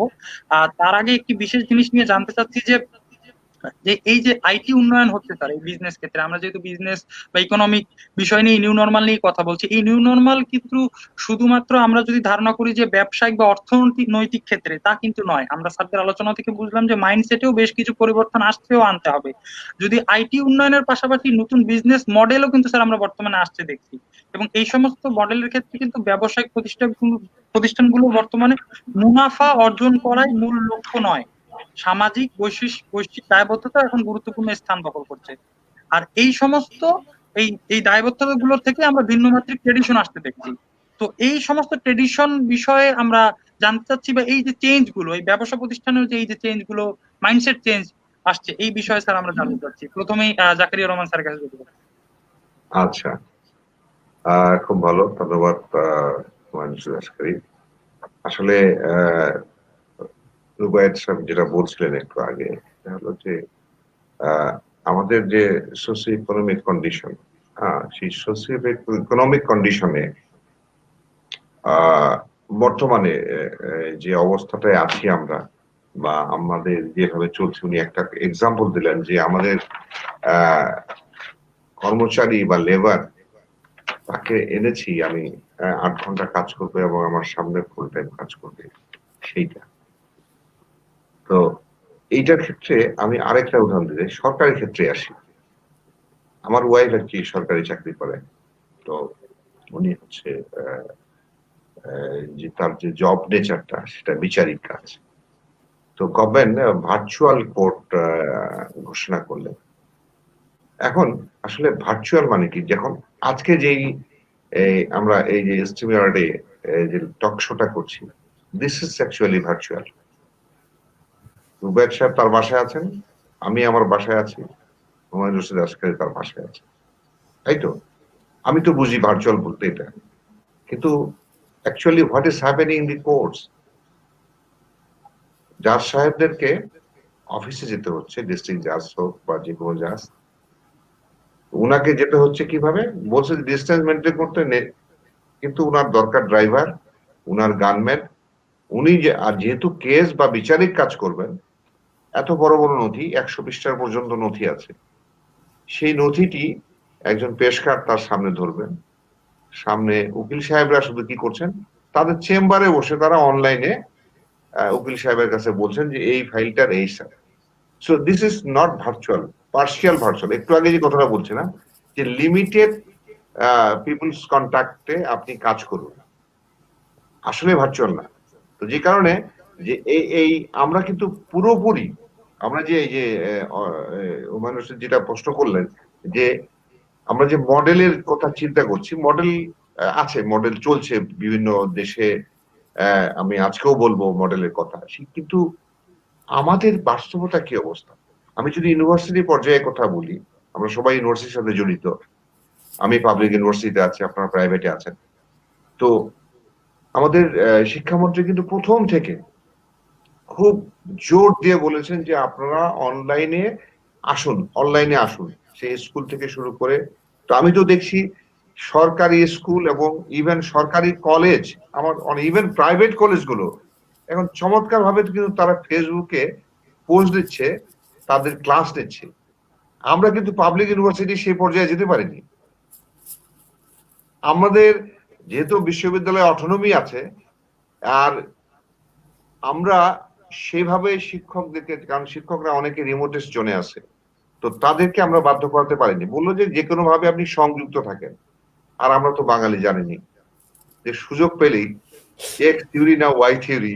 তো যাই হোক, তো এই বিষয়গুলো এসে যায় আর কি, যে আসলে আমরা যতই চেষ্টা করি না কেন, এই যে নিউ মডেলের কথা বলছি, আমরা কিন্তু পুরোপুরি কোনোটাই ব্যবহার করতে পারবো, সম্ভব না। আজকে এই টকশো করছি, বা আমার এই যে ছাত্রের কথা, আমাদের অনেক ছাত্র এখন কিন্তু অনলাইন। এবার যাদের চাঁপাইনবাবগঞ্জে বাড়ি, আমাদের ছাত্র কুষ্টিয়ায় পড়ে, তারাও কিন্তু অনলাইনে ব্যবসা করলো। কিন্তু এটা তো শর্ট টার্মে, লং টার্মে কোনো ইম্প্যাক্ট নাই এটা, এবং ছাত্ররা কিন্তু এটা করছে। হ্যাঁ, এটাতে করে তাদের ভিতরে যেটা হচ্ছে, এই যে কোভিড কিন্তু তাদেরকে কিছু কোয়ারেন্টাইন দিয়েছে, পাশাপাশি অনেক ছাত্রকে কিন্তু তাদের ক্রিয়েটিভ এবং ইনোভেটিভ ইয়েটা কিন্তু বেড়েছে। যারা এই আইটির ভিতরে আওতায় ভিতরে আছে, যাদের সলভেন্সি আছে, those who have laptop, those who have broadband capacity to purchase, তারা কিন্তু কেউ কেউ বসে না, এবং অনেক কম্পিটিশন করে। আমার মার্কেটিং এর স্টুডেন্ট কিন্তু একটা ফেসবুকে ওরা মেসেঞ্জারে একটা গ্রুপ করতে পেরেছে, যেখানে টেলিমেডিসিনের উপরে তারা একটা প্রেজেন্টেশন দিয়েছিল, অনেকগুলো ছিল তার ভিতরে বেস্ট 20-এর ভিতরে তাদের নাম এসছে। I feel proud of them. তো এইভাবে কেরিয়ার ক্লাব নামে একটা আমাদের স্টুডেন্ট করেছে, তারা কিন্তু আজকে না কালকে যেন ছিল একজন যারা এসে বেপন উনি এমডি। তো এইভাবে তারা কিন্তু তাদের ক্রিয়েটিভিটি তাদের নিজেদের নিয়ে ভাবছে। কেরিয়ার ক্লাবটা ভাবছে কেন? কারণ আমরা আফটার কমপ্লিশন মাই স্টাডি, কারণ ইউনিভার্সিটিতে তো আমরা সেইভাবে সেই ইয়েটা দিতে পারি না, আমরা থিওরিটিক্যাল ইয়েটা বেশি দিই, যদিও প্র্যাকটিক্যাল দেওয়ার কথা পারি না। তো যাই হোক, তো এখন ওইখানে এতে করে তাদের কিন্তু একটা ক্রিয়েটিভিটি বাড়ছে। তো ফাইনালি কি হচ্ছে যে আমি যেটা মূল জায়গাটাতে আসতে যাচ্ছি, যে আমাদের মডেল আমরা দিতে পারবো, কিন্তু সব মডেল আমরা নিতে পারবো না। কিন্তু বাংলাদেশে এখন আমাদের যে ট্যালেন্ট আছে, বাংলাদেশ গভর্নমেন্টের যে আইটির সাপোর্ট আছে, সেটা কিন্তু আমরা নিতে পারছি না। আমাদের ভাইস চ্যান্সেলর প্রায়ই বলেন যে আইটি ডিপার্টমেন্টে কোটি কোটি টাকা আমাদেরকে কিন্তু রিসার্চের জন্য স্কলারশিপ দিতে যাচ্ছে। তোমরা প্রজেক্ট সাবমিট করো, গো and take the scholarship and give something to the government. তো এই যে আইটি সেক্টরটা আমাদের সেইভাবে ডেভেলপ হচ্ছে না। আমরা কিন্তু এই রোডটা নিয়ে সেই আবার চলে আসছে এই রুবায়েতের কথাই, যে গার্মেন্ট শিল্পের মতোই, যে আমরা শুধু টেইলরিং করি, আমরা স্টিচিং করি, আর সুন্দর করে কার্টুন বানিয়ে বাইরে, এবং কার্টুনে দেখবেন যে কাগজটাও বাইরে থেকে ইম্পোর্ট করা। হ্যাঁ, তো ওই জায়গাটাতে আমাদের আসতে হবে। আমরা মডেল দিতে পারি, সেই মডেলটার কথা আমি বলবো, কিন্তু সেই জায়গাটা আমাদের না আসলে কিন্তু কখনোই আমরা পুরোপুরি হতে পারবো। আমরা প্রায় শেষের দিকে চলে এসেছি। আমরা রুবায়েত স্যারের কাছে জানতে চাচ্ছিলাম, আমি তাহলে মডেলগুলো কথা একটু বলবো সংক্ষেপে, আসলে টাইম বোধহয় বেশি নিয়ে ফেলেছি। এরপরে আপনার কাছে মডেলগুলো নিয়ে আসবো। তার আগে স্যার রুবায়েত স্যারের কাছে একটু জানতে চাচ্ছি যে স্যার এই যে চেঞ্জ বাই বিজনেস মডেল আমরা বর্তমানে পৃথিবীতে দেখছি স্যার, এই চেঞ্জ গুলো স্যার আপনি কিভাবে দেখছেন? বা ভালো, চেঞ্জ গুলো সবগুলোই ভালো, কারণ এই চেঞ্জ গুলো চেঞ্জ হবেই, মানে পৃথিবীতে একমাত্র চেঞ্জই কনস্ট্যান্ট, এটা বাদে কোনো কিছুই কনস্ট্যান্ট না। যে চেঞ্জ হয়ে যাবে এটাই হচ্ছে কনস্ট্যান্ট থাকবে, বাকি আর কোনো কিছু কনস্ট্যান্ট না। সো আমাদের এখানে আমরা এটা সবসময় বলি যে আমরা সবসময় third party, fourth party, fifth party হয়ে কাজ করি। আমরা নিজেরা কোনো কিছু তৈরি করি না, করতে চাই না। আমরা সবাই মোটামুটি সরকারের প্রচুর পরিমাণ সমালোচনা করি, ফাইন, ওরা সরকার চালায় দিয়ে সমালোচনা হবে, ভালো, কিন্তু ওনারা যে সুযোগটা দিচ্ছে সেটাও তো আমরা ব্যবহার করি না। আমি ঢাকায় বসে যখন ক্লাস নেই, আমার যে স্টুডেন্ট মোটামুটি রিমোট এরিয়া আছে, সে যদি ক্লাসে অ্যাটেন্ড করতে পারে, চাঁপাইনবাবগঞ্জ থেকে যেই ছেলেটা আমের ব্যবসা করতেছে অনলাইনে, সে যদি করতে পারে, একই জিনিস কেন আমি অফিসে ইমপ্লিমেন্ট করতে পারতেছি না? তার মানে কি আমার তো নেটের স্পিড আসছে, হইতে পারে তার ডিভাইস নাই, অনেক স্টুডেন্টের কাছে ডিভাইস নাই, আমি কেন ডিভাইস পৌঁছাতে পারতেছি না? এটা কি খুব কঠিন কোনো কাজ? খুব বেশি কঠিন কোনো কাজ না। ইন্টারনেটের খরচ অনেক বেশি, বাংলাদেশি স্টুডেন্টের জন্য কেন আমি 10 টাকায় 10 জিবি নেট দিতে পারতেছি না? এটা তো এমন কঠিন কিছু না। প্রত্যেকটা কোম্পানির এসসিআর আছে, তাদের সোশ্যাল রেসপন্সিবিলিটি যা আছে ওইখান থেকে ফান্ড থেকে দেওয়া হোক। আমাদের আসলে ওয়ে অনেক, সমস্যা হচ্ছে আমরা এই ওয়েগুলোকে ইউজ করব না আমাদের নিজেদের সুবিধার জন্য। সো আমরা কি দেখবো যে কতটা কম কাজ করে কতটা বেশি বেনিফিট পাওয়া যায়। সমস্যা হচ্ছে কম কাজ করে আসলে লং টার্মে খুব বেশি বেনিফিট পাওয়া যাবে না, শর্ট টার্মে পাওয়া যাবে, at the end of the day ধরা খেতে হবে। এখন আমাদের যেটা সমস্যাটা হবে ভবিষ্যতে, আমি সবসময় বলি যারা এখন এইবার যারা ইউনিভার্সিটি আছে, যারা বের হয়ে যাবে বিবিএ এমবিএ শেষ করে কিংবা যে কোনো গ্রাজুয়েশন করে, তারা একটা নতুন পুরা নতুন ইকোনমিক কন্ডিশনের মধ্যে পড়ে যাবে। আগেকার যে জব রেসপন্সিবিলিটি ছিল, এখনকার যে জব রেসপন্সিবিলিটি, তা মোটামুটি 70% চেঞ্জ হয়ে যাবে। মোটামুটি 70% চেঞ্জ হয়ে যাবে। আমরা যখন স্টুডেন্ট ছিলাম, আমাদের সময় এক্সেল খুব ভালো পারলেই আমরা বলে নিতাম আরে বাবা ও তো অনেক কিছু ভালো পারে, অসাধারণ একটা ছেলে, কঠিন কম্পিউটার জানে, এক্সেল পারলেই হইতো। এখন পাইথন জানলেও মানুষজন বলে আচ্ছা পাইথন যে তুমি জানো, তুমি কি অ্যানালাইটিক্যাল সাইডটুকু তুমি জানো, তুমি কি নোটবুক ইউজ করতে পারো, তুমি কি পান্ডা ইউজ করতে পারো? All are this needed, very much needed. So এই জিনিস আমরা পড়াই না, আমার ধারণা বাংলাদেশে কোনো ইউনিভার্সিটি পড়ায় না বিবিএ তে। এই জিনিসপত্র। আমি ঢাকা ভার্সিটিতে পড়ছি, পড়াই নাই। আমি এনএসইউতে ক্লাস করছি, পড়াই নাই। অন্য কয়েক জায়গায় ক্লাস নিছি, কোথাও পড়াইনি। সো আমার ধারণা বাংলাদেশে কোথাও পড়ায় না। বাট শুধুমাত্র বাংলাদেশের জন্য না, ওয়ার্ল্ডের সবখানের জন্যই এখন এটা আসলে দরকার হয়ে গেছে। আর যদি আমরা চিন্তা করি যে আইটি সেক্টরে আমাদের কতটা অ্যাডভান্স হওয়া দরকার, কেন দরকার, তার একটা ছোট্ট এক্সাম্পল দেই। বাংলাদেশে মিড লেভেল থেকে আপার মিড লেভেলে যতগুলো এমএনসি আছে তার 30% হচ্ছে আমার বাইরের লোকজনরা জব করে। কেন? শুধুমাত্র আমাদের সেই পরিমাণের ক্যাপাবিলিটি এবং কোয়ালিটি নাই দেখে এই অবস্থাটা আছে। শুধুমাত্র এমএনসি না, এটার সাথে যদি আমরা লোকাল বিজনেসটাকেও অ্যাড করি, এটা সংখ্যা আরো বেড়ে যাবে। সো আমরা যদি এই জায়গাগুলো ট্যাপ করতে না পারি, আমাদের ভবিষ্যতে আসলে কতটা কি হবে এটা নিয়ে আসলে নিউ নর্মালের ক্ষেত্রে কি কি নিউ হবে এটা আসলে খুব বলা টাফ। ধন্যবাদ স্যার, আপনাদের দুইজনের আলোচনা থেকে আমরা এটা বুঝতে পারছি যে একটা এখানে মাইন্ডসেট বা সবার মানসিকতা চেঞ্জ বা এই মাইন্ডসেটটাই মূলত মূল ফ্যাক্টর হিসেবে কাজ করছে। বলি ইকোনমিক দিকেই বলি আর বিজনেস দিকেই বলি। যদি স্যার রুবেদ স্যারের কাছে আরেকটা জিনিস ক্লিয়ার করে তারপরে স্যার জাকারিয়া রহমান স্যারের কাছে আসতে চাচ্ছি যে স্যার আপনার কাছে এটা জানতে অ্যাজ এন ইকোনমিক অ্যানালিস্ট আপনি এটা কিভাবে দেখছেন যে আমাদের যে বিজনেস বা সবকিছু থেকে বলছি যে এই প্যারাডাইম শিফটটা একটা প্যারাডাইম শিফট দেখতে পাচ্ছি আমরা, যে নিউ নর্মালের দিকে আসছে, বেশ কিছু পরিবর্তন আমরা দেখছি। এটা বর্তমানে প্রচলিত ব্যবসায় বা প্রচলিত সিস্টেমে কি প্রভাব ফেলবে? একই সাথে পজিটিভ এবং নেগেটিভ দুইটাই পড়বে। একটা খুব ছোট্ট উদাহরণ দেওয়া যাক। আজ থেকে 20 বছর আগে যখন কম্পিউটার প্রথমেই যেটা হচ্ছিল, যে কম্পিউটার ইন্ট্রোডিউস হচ্ছে, সেই সময় ওর আগে সব অফিসে টাইপরাইটার ছিল। টাইপিস্ট বলে একটা পোস্ট ছিল গভর্নমেন্ট অফিসে, আলাদা করে সার্কুলার দিয়ে লোক নিয়োগ হইতো যে টাইপিস্ট, সে টাইপ করবে শুধু বসে। তো কি হয়েছে, পুরো জিনিসটা চেঞ্জ হয়ে গেছে না? এখন কি কেউ চিন্তা করে যে টাইপিস্ট হবে? হবে না। যারা ওই সময় নতুন জিনিসের সাথে অ্যাডাপ্ট করতে পারছে তারা অনেক ভালোভাবে দাঁড়ায় গেছে, যারা পারে নাই তারা অনেক পিছায় গেছে। এটা আরো মানে একদম রিসেন্ট একটা এক্সাম্পল দেওয়া যাক ওয়ার্ল্ডের পার্সপেক্টিভে। অ্যান্ড্রয়েড যখন মোবাইলে তাদের প্রথম ভার্সন গুলো মানে অ্যান্ড্রয়েড সিস্টেম চালু করা শুরু করলো, মাইক্রোসফট এটাকে পাত্তা দেয় নাই। এবং বিল গেটস 2016 সালে স্বীকার করছে তার যতগুলো ভুল ডিসিশন ছিল তার মধ্যে সবচেয়ে বড় ভুল ডিসিশন ছিল যে সে ওই সময় অ্যান্ড্রয়েডে মোবাইল অপারেটিং সিস্টেমের ব্যাপারে মাইক্রোসফটকে ওই অনুযায়ী অ্যাডজাস্ট করার মতো সে ডিসিশন নেয় নাই। তাহলে অ্যান্ড্রয়েড গুগল পুরো মোবাইল প্ল্যাটফর্মে 80% দখল করতে পারতো না। একইভাবে এখন যদি আমাদের বিজনেস গুলো এই জায়গাটাকে ধরতে না পারে, এবং এটা একটা বড় একটা সুবিধা আছে এখনকার যে নতুন যে আইডিয়া গুলো তৈরি হচ্ছে, যে বিজনেস প্ল্যাটফর্ম গুলো তৈরি হচ্ছে, এটার জন্য আসলে কোটি কোটি টাকার দরকার পড়ে না। দরকার পড়ে স্কিল এবং ইনোভেশন। এবং স্কিল, আমাদের ইনোভেশনটা কমে যায় কারণ হচ্ছে আমাদের স্কিল কম। আমাদের স্কিলটাকে যদি আমরা ডেভেলপ করতে পারি, আমাদের যে পরিমাণ এখন রিসোর্স আছে, আমার পার্সোনাল ধারণা এটা দিয়ে মোটামুটি আমরা সাস্টেইনেবল একটা বিজনেস মডেল দাঁড় করে ফেলতে পারি। ধন্যবাদ, বিজনেস মডেল নিয়ে কথা বলছিলেন।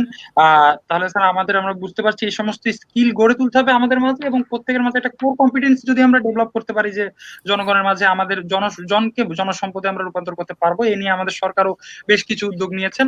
আমাদের সরকারের পাশাপাশি আমাদেরও নিজস্ব বেশ কিছু উদ্যোগ নিতে হবে। কথা হচ্ছিল বিজনেস মডেল নিয়ে। যেতে চাচ্ছি জাকারিয়া রহমান স্যারের কাছে, যে স্যার আপনি বলতে চাচ্ছিলেন যেটা, তার আগে আপনার কাছে বিশেষ একটি প্রশ্ন করেছে মিরাজুল সমিত নামে একজন। উনি বলছে যে স্যারের কাছে জানতে চাইছি যে যেহেতু মার্কেটিং বিভাগের, তো সেক্ষেত্রে জানতে চাচ্ছি যে নিউ নর্মালকে ব্যবহার করে মার্কেটিং সেক্টর তো অনেক কিছু আমরা দেখছি স্যার এই যে নিউ নর্মাল ক্ষেত্রে, তো এইটা ব্যবহার করে কি স্যার আমরা বিশ্বের উন্নত কাতারে যেতে পারবো? এই বিষয়ে আপনি কি মনে করছেন? এটা স্যার সংক্ষেপে জেনে তারপরে স্যার আপনার টপিকটা যদি আপনি বলেন। মার্কেটিং এর উন্নত বিশ্বে কি বলে, প্রশ্নটা আরেকবার বলুন। এই যে আমরা মার্কেটিং এর ক্ষেত্রে যে আমরা, জি স্যার, মার্কেটিং এর ক্ষেত্রে যে আমরা এরকম নিউ নরমাল দেখছি, এটা ব্যবহার করে কি স্যার আমরা উন্নত বিশ্বের কাতারে যেতে পারবো? কেন নয়? আপনি যদি দেখেন, এই আপনি একটু আগে বললেন যে আমাদের দেশে যে এখন অনলাইন গুলো চলছে, যেমন ধরেন সহজ.com, অথবা বিভিন্ন পাঠাও, পার্সেল, রেডেক্স আমার বাসায় আসে।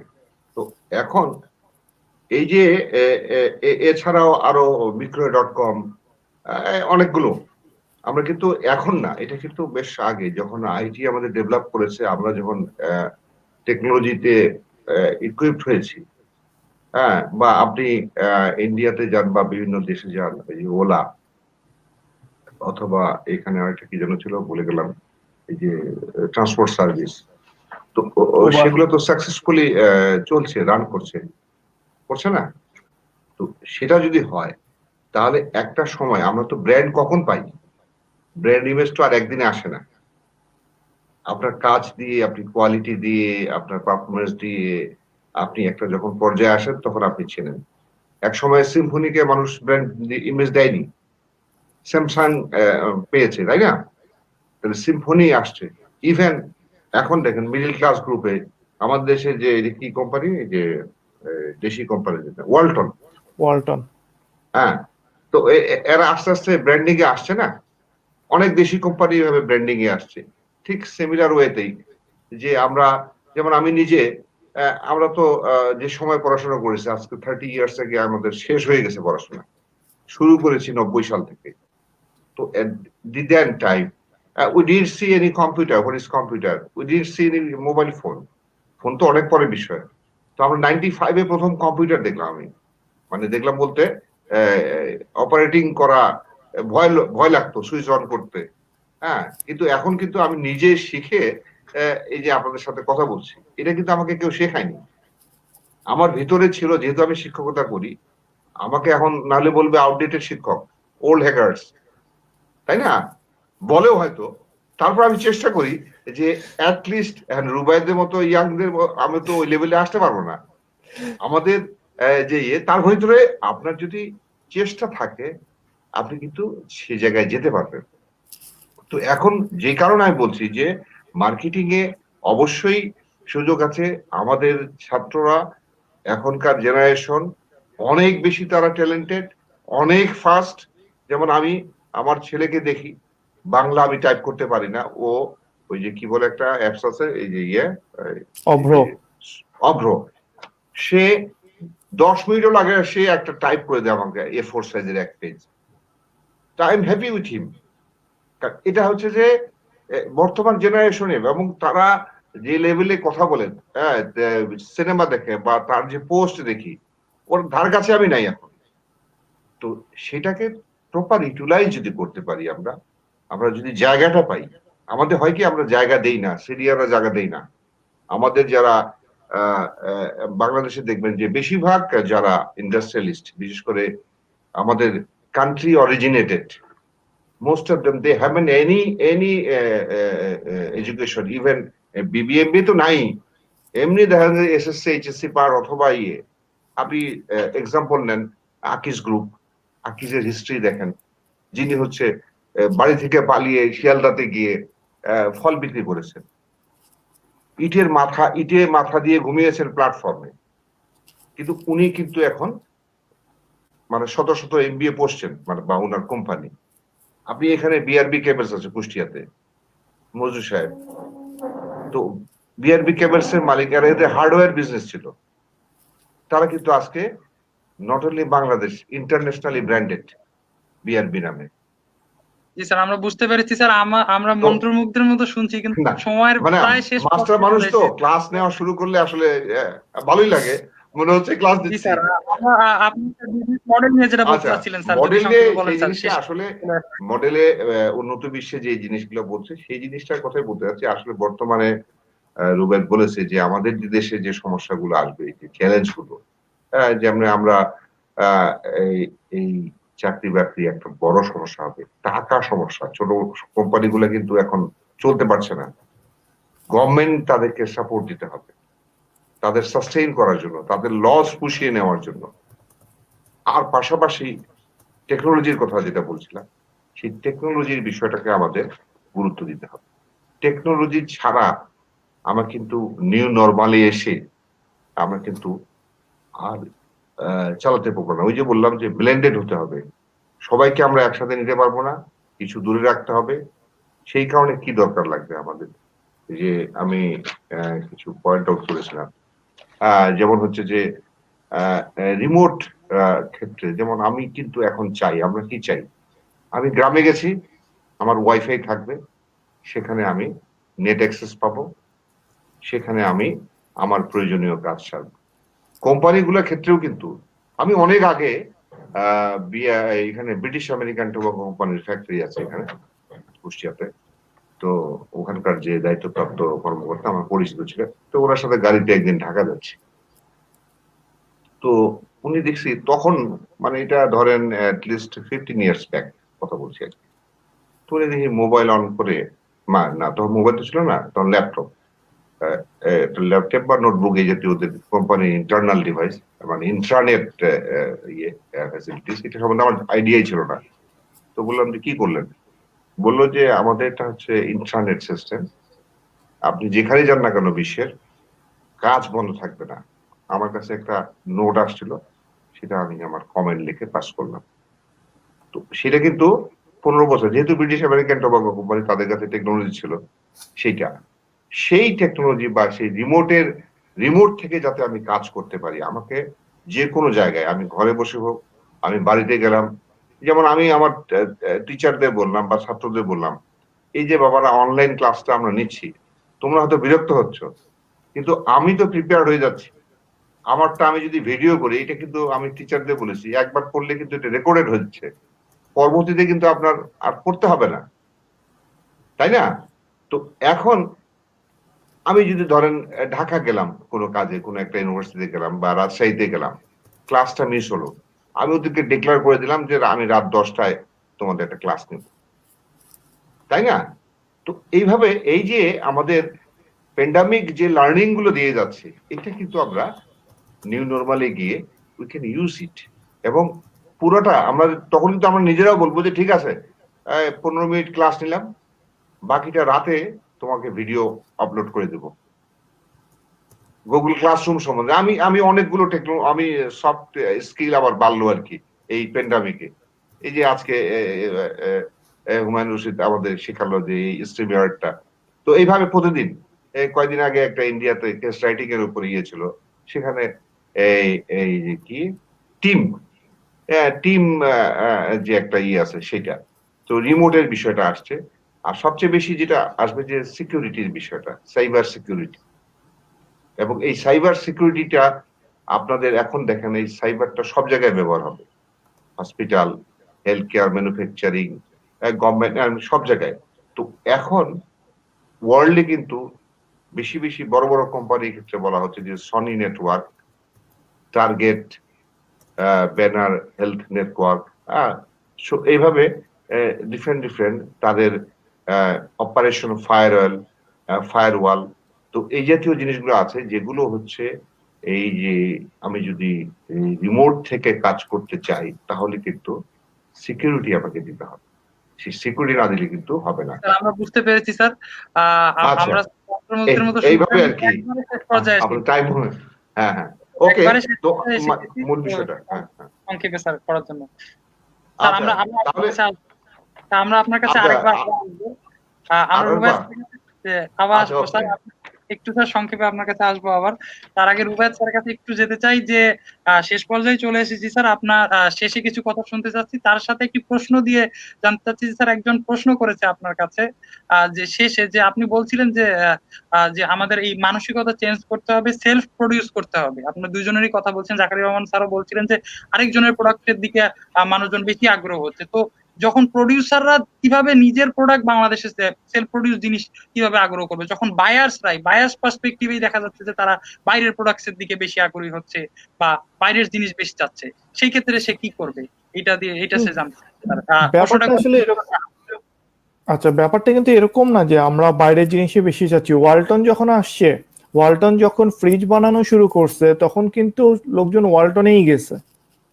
হ্যাঁ, এখানে অবভিয়াসলি কিছু ট্যাক্স ব্যারিয়ারের ব্যাপার আছে, যেমন গভর্নমেন্ট ওয়ালটনকে হেল্প করছিল, সেই সময় তারা বাইরের যে স্যামসাং কিংবা হচ্ছে হায়ার যে ব্র্যান্ডগুলো আছে তার উপরে এক্সট্রা একটা ট্যাক্স বসাই দিয়ে তাদেরকে একটা ট্যাক্স শিল্ড অফার করছিল, যে কারণে হচ্ছে তারা কিছু সুবিধা পাইছে, কম দামে দিতে চেয়েছে।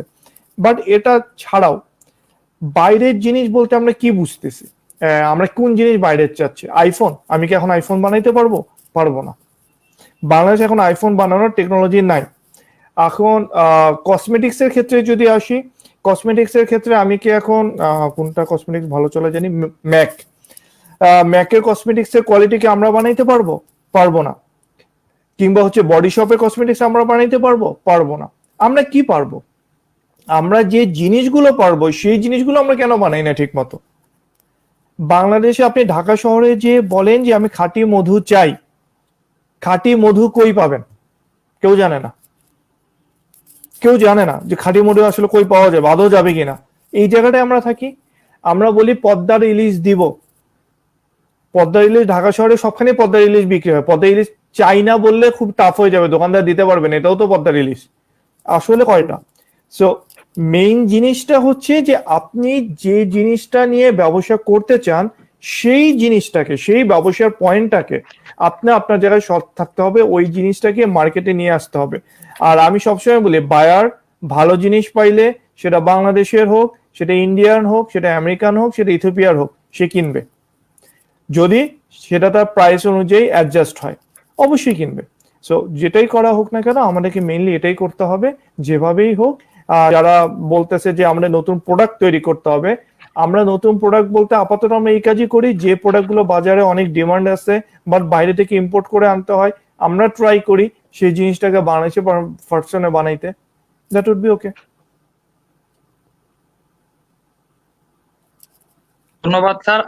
একবারই শেষ পর্যায়ে চলে এসেছি স্যার, জাকারিয়া রহমান স্যার কাছে যাচ্ছি শেষ কিছু কথা শোনার জন্য। আপনার কথাগুলো আমাদের দর্শকদের কাছেও সবার কাছে আমাদের চলার পথের পাথেয় হিসেবে কাজ করবে। আপনার এই মূল্যবান কথাগুলো থেকে আমরা যা শিখলাম স্যার, একবারই শেষ পর্যায়ে চলে এসেছি, 2 মিনিটে স্যার আপনি যদি কিছু বলতেন। আচ্ছা, এখন আসলে কথা তো অনেক আছে, যেমন ওই ওই প্রশ্নটা আগের ছিল আর কি। আসলে একজন বায়ার আমাকে আমার পণ্য কেন কিনবে, মার্কেটিং অ্যাঙ্গেলে যদি বলি আমি আর কি, যে পজিশনিং তো করতে হবে আমাকে, তাই না?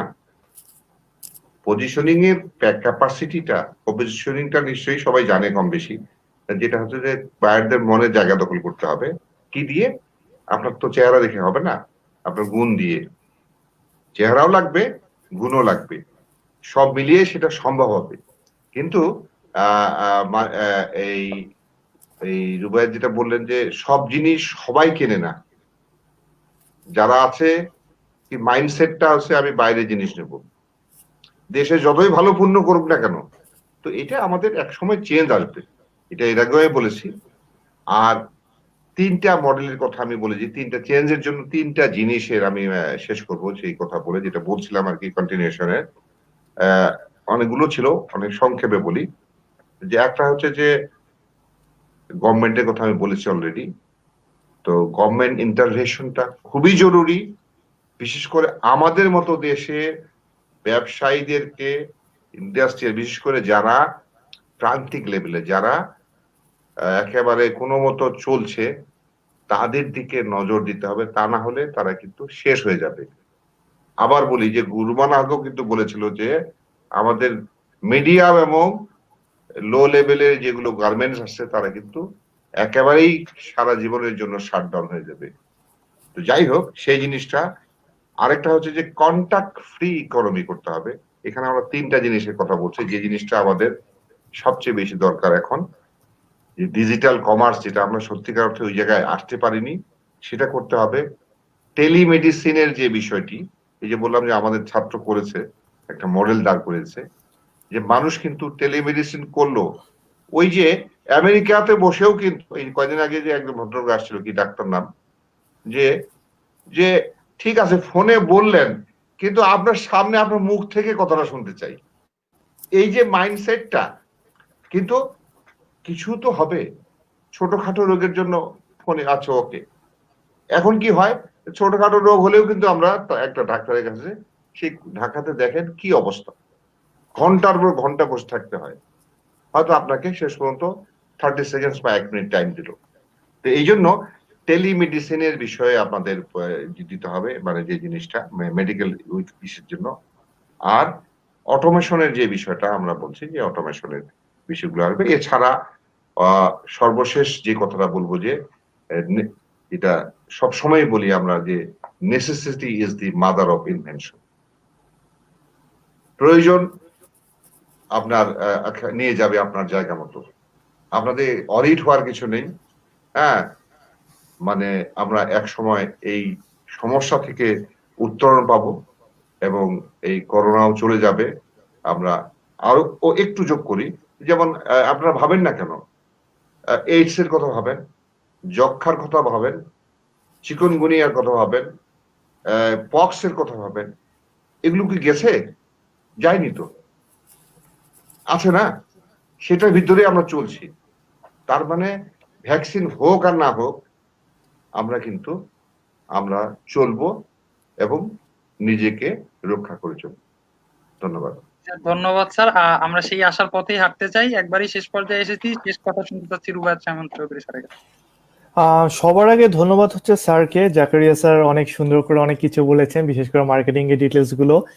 তো মেইন যে ব্যাপার আসলে যে আমরা সব সময় মানে ট্রাই করে গেছি এখন পর্যন্ত যে যত সহজে ব্যবসাটা করা যায়, যত ইজিলি করা যায়, কিন্তু দিন শেষে আসলে ব্যবসা ইটসেলফ অ্যান্ড টাফ থিং। এটাকে আমরা যত বেশি নিজে ইনোভেশন আনতে পারবো না, যতক্ষণ পর্যন্ত আমরা ইনোভেশন আনতে পারবো না ততক্ষণ পর্যন্ত আসলে এটা অনেক টাফ। আর আমরা সবাই ভার্সিটিতেই পড়াই, স্যারও পড়ান, আমিও পড়াই। তো আমাদের আসলে ভার্সিটির ক্ষেত্রে আমাদের যে কারিকুলাম এবং আমরা যেভাবে আসলে গাইড করি তা অনেক কিছু আসলে প্র্যাকটিক্যালি লাইফের সাথে বেশ কিছু ডিফার করে। এই জিনিসগুলো যারা স্টুডেন্ট তাদেরকে নিজেকে ওইভাবে গ্যাপগুলো মেনটেন করে শিখে ফেলতে হবে। আর এখন শিখার রিসোর্স অনেক, ইউটিউব থেকে শুরু করে কোর্সেরা থেকে শুরু করে হাজার হাজার রিসোর্স আছে। They have to use of those things. আর ফাইনালি কালকে পরশুদিন ঈদ মোবারক সবাইকে। সবাই ভালো থাকবেন আর দোয়া করবেন যেন এই করোনা থেকে আমরা সবাই বেঁচে যাইতে পারি। আর আশা করি বাংলাদেশ যেহেতু বারবারই বিভিন্ন রকম ঝড় ঝাপটা সামলায় দাঁড়ায় থাকে, সো আমরা এটাও আশা করি যে এইবারও আমরা ইনশাল্লাহ ঝড় ঝাপটা সামলায় দাঁড়ায় যাব। একই সাথে আমাদের করোনা চলতেছে, আমাদের বন্যা চলতেছে, আমাদের সরকার বহুমুখী ঝামেলার মধ্যে পড়ে গেছেন, তারপরেও আমাদের মাননীয় প্রধানমন্ত্রী এবং সরকার তাদের সর্বোচ্চ চেষ্টা করছে। একই সাথে আমাদের দুর্নীতি যদি আমরা যোগ করি, সব মিলে আমরা খুবই একটা ঝামেলার অবস্থায় আছি। এই অবস্থায় আমরা যেন আমাদের সর্বোচ্চটুকু যে যার জায়গা থেকে আছে সেখান থেকে করার চেষ্টা করি, তাহলে ইনশাল্লাহ আমরা এই পুরো ঝড়টা থেকে বের হয়ে আসতে পারবো, আমরা, আমাদের ইকোনমি এবং আমাদের দেশ। ধন্যবাদ। ধন্যবাদ স্যারদের। আপনাদের মূল্যবান কথা আমরা প্রায় মন্ত্রমুগ্ধের মতো শুনছিলাম। কমেন্ট করেছিল শেষে আফসানা আখি, ফারিয়া চৌধুরী, মিরাজুল সমিত বলেছে যে আজকের আয়োজনটি অনেক অসাধারণ ছিল। সঞ্জিদা আক্তার, মিজান পাটোয়ারি সহ অনেকেই কমেন্ট করেছে, ধন্যবাদ তাদের। আশা করি যে অনেকের প্রশ্ন আমরা শেষের সময় স্বল্পতার জন্য নিতে পারিনি, তাদের জন্য আন্তরিকভাবে দুঃখিত। আমরা স্যারদের আলোচনা যদি ইন এ নাটশেল বলি যে স্যার আমাদের বললেন যে আমরা এসেছি, আমরা দেখছি নিউ নর্মাল, কিন্তু এটা সাস্টেইন করতে গেলে আমাদের প্রত্যেকেরই বা সকল কিছু দিকেরই আমাদের মেন্টাল মাইন্ডসেট চেঞ্জ করতে হবে, আমাদের সঠিকভাবে এই নিউ নর্মালটিকে এমব্রেস করতে হবে, যেটা দুই স্যার বললেন। আমাদের সাথে ছিলেন আজকে Zakaria Rahman sir, chairman and professor, department of marketing, Islamic university Kushtia. ধন্যবাদ স্যার আপনাকে সাথে থাকার জন্য, আমাদের সময় দেওয়ার জন্য। আর সাথে ছিলেন Rubayet Saimon Chowdhury sir, Bangladesh university, also capital analyst. Thank you sir আমাদের সাথে সময় দেওয়ার জন্য। শেষে এটুকুই বলবো যে কোভিড-19 সংক্রমণে এই পৃথিবী পুরো মানব জাতি সহ সবাই বিপর্যস্ত। আমাদের এই আলোচনা, এই আয়োজন বিশেষজ্ঞদের মতামতের উপর ভিত্তি করে আমরা বিশ্বাস করি যে একটি শক্তিশালী ডিসকোর্স রচনা হচ্ছে এবং তার অনুপ্রেরণায় গভীর আশাবাদ ব্যক্ত করতে চাই। আমরা এমন একটা আবহাওয়া তৈরি করব যে এগুলো নিয়ে মানুষ কাজ করতে আগ্রহ বোধ করবে এবং এই দিকগুলো যে স্যারেরা যেগুলো বললেন সেই দিকগুলো আস্তে আস্তে এগিয়ে আসবে। এটি আমাদের অনুষ্ঠানের, আমাদের ক্ষুদ্র আয়োজনের মূল লক্ষ্য। ধন্যবাদ স্যার আপনাদের, ধন্যবাদ দর্শকদের, ধন্যবাদ সবাইকে। আজকে এই আশার কথা বলেই শেষ করতে যাচ্ছি অনুষ্ঠান। ধন্যবাদ সবাইকে মনোযোগ দিয়ে শোনার জন্য। আসসালামু আলাইকুম।